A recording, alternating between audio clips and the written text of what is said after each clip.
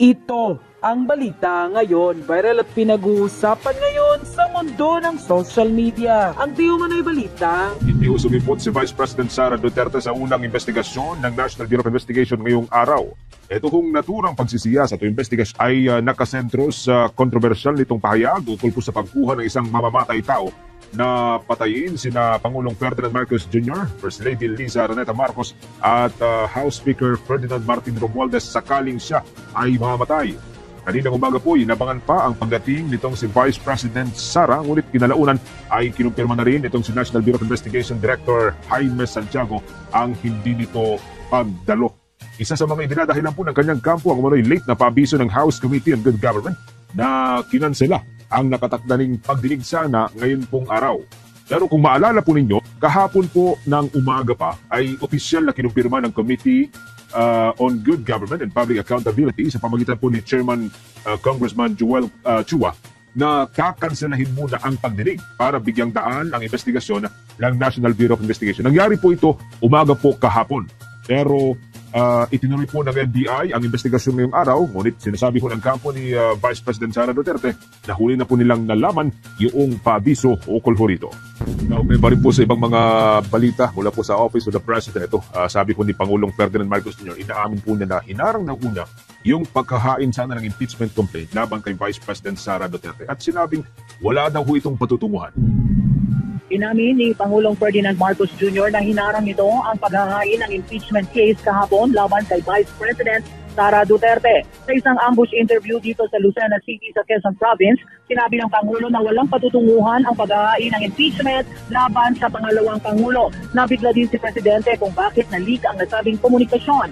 Anya sa kanyang opinyon, hindi ito importante at hindi rin ito magkakaroon ng pagbabago sa buhay ng mga Pilipino. Kaya bakit ba anya aksayahin ang oras? Kung maalala, pumalat kahapon ang umunay text message ng Pangulo na pinapatigil nito ang paghain ng impeachment. Pakinggan natin ang pahayag ni Pangulong Ferdinand Marcos Jr. Circulating on social media yesterday saying that Vice President Sara Duterte is larger scheme of things as an importance to file an impeachment complaint. Sabi galing daw po sa inyo yun. Can you confirm that, sir? Was there an effort on your part? Well, it was actually private communication, but na-leak na, yes. Because that's really my opinion. This is not important. This does not make any difference to even one single Filipino life. So why waste time on it? What will happen to if somebody files an impeachment? It will tie down the House. It will tie down the Senate. It will just take up all the time. And for what? For nothing. For nothing. None of this will help improve a single Filipino life. As far as I'm concerned, it's a storm in a teacup. Sir, have you reached the point of no return? Never say never. Ang pahayag ni Pangulong Ferdinand Bongbong Marcos Jr. Okay, mula noong binitawan ni VP Sara yung mga controversial statement about dun sa mga assassination natin, may mga pagbabago ba na nakita mo doon sa security o seguridad ni Pangulong Marcos, lalo din mga security personnel niya? Mayroong kaunting pagbabago sa security protocol ni Pangulong Ferdinand Bongbong Marcos Jr. Ang kanina, bago tayo pumasok, ay kitang-kita natin yung paghihigpit ng mga seguridad at yung pag-inspect sa mga taong pumapasok. So, sa bawat area kung saan may mga tao, may mga nakatayong mga security din sa kanya. But gano'n naman, sila kampante pa rin ang Pangulo sa seguridad na ibinibigay sa kanya ng Presidential Security Command. Okay.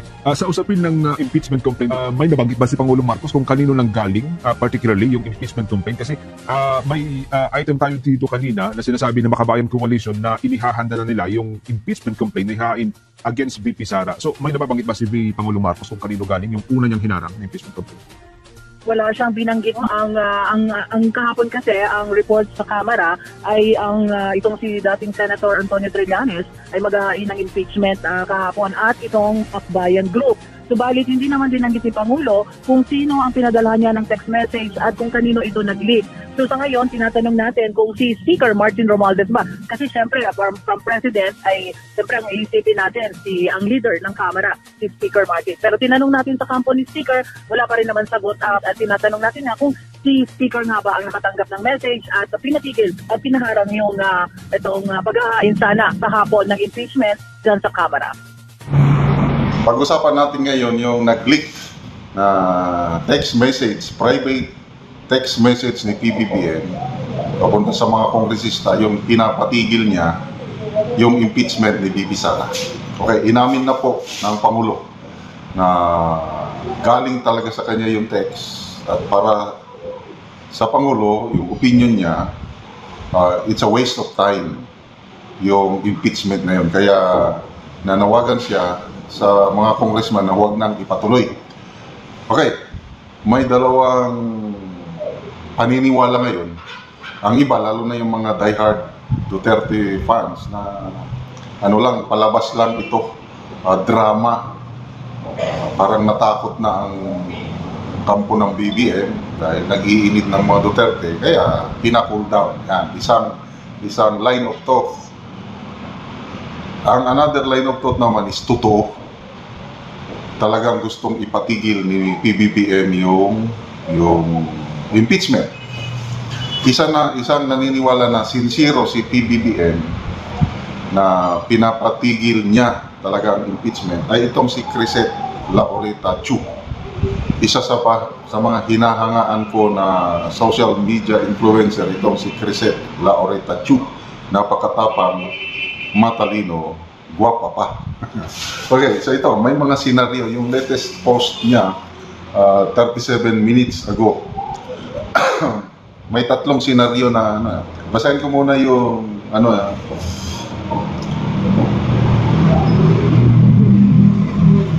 sabi niya, I believe that BBM is sincerely calling for Congress to stop this madness.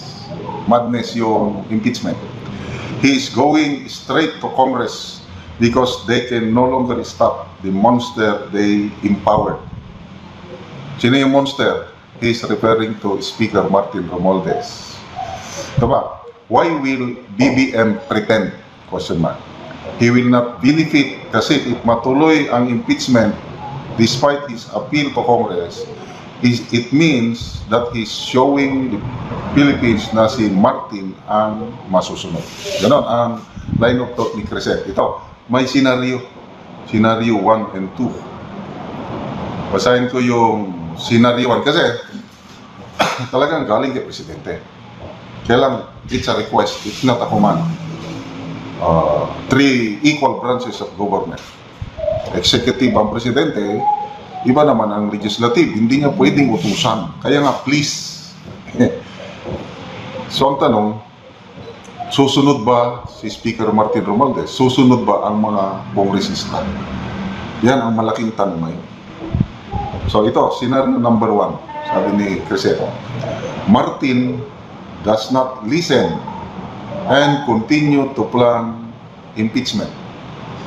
BBM is disrespected by Congress because Martin orders it. Ito yung senaryo. This will further strain an already strained relationship and BBM becomes a figurehead president.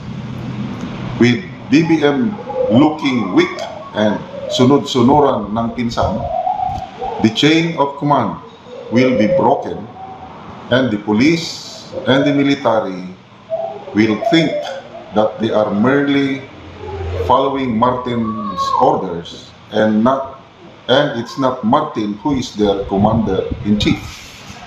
Okay, so ipaliwanag ko ha. Nag-appeal, nag-request ang Presidente, huwag nyo nang ituloy. Okay? Tinuloy pa rin. So, ang Presidente, wala siyang magawa. So, may palabas na mahina siya. Kasi hindi sumusunod ang pinsan niya. So, sabi niya, pag ganitong mangyari, ang militar, ang pulis, medyo maglibog o confused na. Sino bang susundin natin? Okay, so ito na. Dagdag ni Crisette, revolts will now easily happen because they are essentially revolting against Martin's wishes and not BBM's wishes. Hindi nila, meaning the military, hindi nila commander-in-chief si Martin. Sara will be able to easily form her group of sympathetic civic, military, and police personnel. Yan. So medyo magulo na, lalong gugulo ang sitwasyon. Ito, despite the request, appeal ng Presidente at hindi susundin ng Kongreso. Wala na. Magulo na. Ito na. Pag nagkagulo na, ito, scenario number 2. Pwedeng matanggal si Speaker Martin Romualdez sa kanyang pwesto. Masipak na. Okay, ito na, scenario number 2. There will be a standoff period where Congress is caught between BBM and Martin. So, kung mga kongresista, saan ba sila, kanino ba sila loyal? Kay Speaker o kay BBM? Ano sa tingin niyo? Sa tingin ko, mas loyal sila kay Speaker of the House. Kaya separate, sila separate branch of government sila. Okay, so, to protect her husband, ito na, pasok ang First Lady. To protect her husband, the First Lady will create her own group and field her own speaker. And Martin will be overthrown because he dared disrespect the President's wishes so brazenly and openly.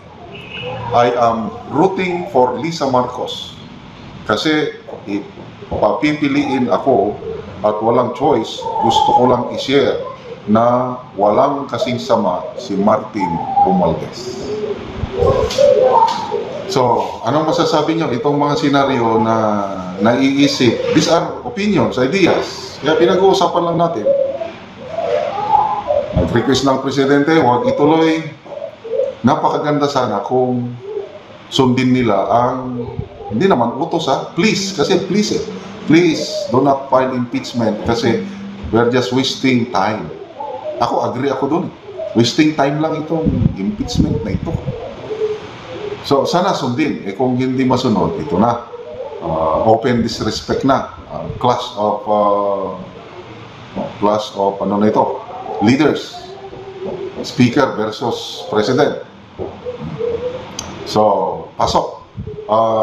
Firstly, malala nyo nung panahon ni PRRD, ang Speaker of the House, si Pantaleon Alvarez, tapos may konting kaguluhan, pumasok, Inday Sara. Gumawa ng mga hakbang hanggang natanggal si Pantaleon Alvarez, biglang naging speaker si Gloria Macapagal-Arroyo. Nangyari na yan. So itong senaryo ni Crisette Laurita Chu, sa tingin ko, posibleng mangyari ito. Gagawin ng First Lady ang kanyang makakaya para matanggal si Speaker Martin Romualdez at mag-upo sila ng bagong Speaker of the House na susunod sa Presidente, susunod sa ano. So, comment lang kayo. Ito, kuro-kuro lang ito na ano. So, scenario number 3. A lot of people say BBM is just pretending that he is just washing his hands of this impeachment so he won't suffer the fallout. May nag-message sa akin kanina, yung isa kong kaibigan, si Meli. Palabas lang yan. Shout out kay Meli. Sino pa? Yung post ni Ibi Hugalpot, isa rin nga DDS influencer. Ganon din, parang hindi siya naniniwala sa sincerity ni Presidente na ipatigil. Okay, so, sincero ba talaga ang Presidente na ipatigil ang impeachment? I agree with Crisette Laurita Chu na sincero siya. Gusto niyang ipatigil. Kasi ako gusto, kung ako niyang tatanungin, dapat itigil. Kasi lalong iinit ang political situation sa bansa. Madidibay tayo, ang kawawa, ang taong bayan. Pag natuloy itong impeachment nito, I don't want this to happen. So sana, papayan na lang natin, tapusin ni BBM ang kanyang termino, tapusin ni BP Sara ang kanyang termino hanggang 2028. Then pagdating ng election, tingnan natin kung sino malakas. Ganun na lang sana. Hindi yung tatanggalin mo yung sitting Vice President para wala ka. Example, matanggal nila si BP Sara. Yan bang ibig sabihin na hindi na siya malakas na kakandidatong presidente sa 2028? baka mas lalakas pa siya kung matanggal nila sa through impeachment. So, tapusin na itong usaping impeachment na ito. Mag-focus na lang tayo sa pagkakaisa sana, nation building, creating jobs, pababay ng mga inflation, food security. Yun ang mas importante, hindi yung impeachment na yan. At yun na nga mga kababayan, ano na ang masasabi mo? Kung mayroon kayong hinaingat komento patungkol sa balitang ito, please comment down below. Pag-uusapan natin yan sa comment section. At kung nagustuhan nyo ang video, ay huwag kalimutang mag-like at i-share na din para mas marami pang makaalam at umabot ito sa marami sa ating mga kababayan. Maraming salamat po.